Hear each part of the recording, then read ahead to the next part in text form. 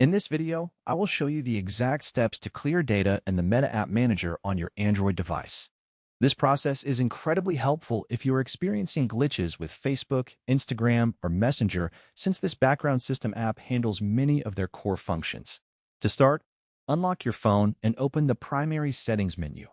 Once you are there, scroll down until you find the section labeled Apps or Application Manager. Since Meta App Manager is a system service, it might be hidden at first.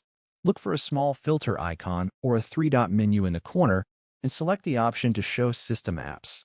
Now you can use the search bar at the top to type Meta and locate the Meta App Manager in the list. Tap on it to open the app info screen. From here, navigate to the storage section where you will see the total data usage. You will notice two main options, which are Clear Cache and Clear Data.